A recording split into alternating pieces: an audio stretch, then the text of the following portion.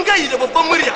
makiyin mu ne faransa makiyin mu ce ba sai duk abin da suke nan suna yi don su saci arzikin mu ne kowa ya sani yau kasashen afirka a cikin kishi 100 kashi 41 yanda Kwame Nkrumah ya ce na arzikin kasashen duniya yana cikin kasar afirka to don mi shugabanninmu ba su tsaya su yi karatun tanatsu su tsaya su haɗa kawunin su hito wannan arzikin su gani in wa'annan yan kakanan yaro sun isa su musu wani abu yau duk wanda kaga yana gudu bayan ka dan ya san akwai wani abin da zai samu gare ka ne ai kaska mai jini ta kabi ko mazajiya ba ta bi sai mai matsi duk biyar da suke muna yau dan saboda muna da abin da yau in suka zo suna kwasa na su gani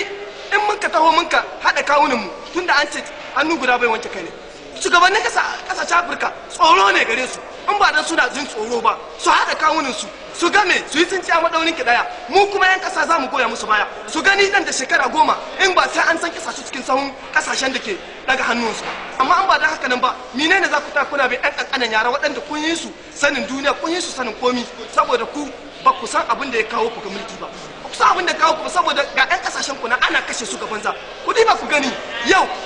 a kasashen turai mutum guda ɗaya an ka kashe sai ka ga daram ne nan mun gani ga istuwar wadda an ka bamu ko ana wani daram da ya dan kori duk mutanenmu da an ka kashe ba a ce daram ba sai da an ka kashe mutum guda zuwa 2 nasu sun ka ce daram ne ko yanzu gashi nan ana kashe mutanenmu ana komi amma babu daram babu komi kawai kamar ana kashe kiyasu kenan kiran da muka yi na ƙarshe ga mutane ga shugabanninmu sannan ga al'umma dole ne al'umma ta huto ta yi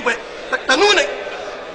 rashin jin daɗinta saboda 'yan ƙasa ne ake kashewa su ne masoyan Nijar waɗanga sojojin da aka kashewa saboda suna gaba da rayuwarsu ai yau kowa yana son ran shi dan ba su son shi ne suke zuwa suna bada shi a'a saboda kawai Allah ya sa musu soyayya 'yan ƙasa to dan mi ba a kama musu dan mi ba a kama musu kenan 'yan ƙasa ya kamata su hito su yi bayani wanda mai gamsarwa dole ne shugabanninmu su dawo su zamna a yi zama na gaskiya wanda za a tawa a san wanda za a yi dan Afirka ta samu zaman lahiya tunda mun tabbata ya iko Afirka su kadai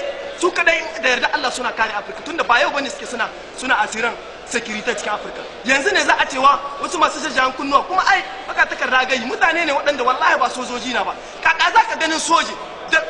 da komi da kato bindiga shi da komi wai kuma sojan Nijar 5 ga tsaron shi to kada ka taho dan ka kama ayi yaki ka taho da a kori yan ta'adda kuma kai ka zo kai ne ake tsaro saboda Allah wai ba a rena mana hankali cikin hanyar nan ba akwai renin wayo ciki in ba da renin wayo ba mu iya gane soja yayi tsaron soja ba ta yiwuwa na ba ya yiwuwa soja ya tsare soja kenan dan shi haka ba mu sojoji bane an ka kawo Nijar ba sojoji bane ba an ka cikin Sahel ba mutane ne waɗanda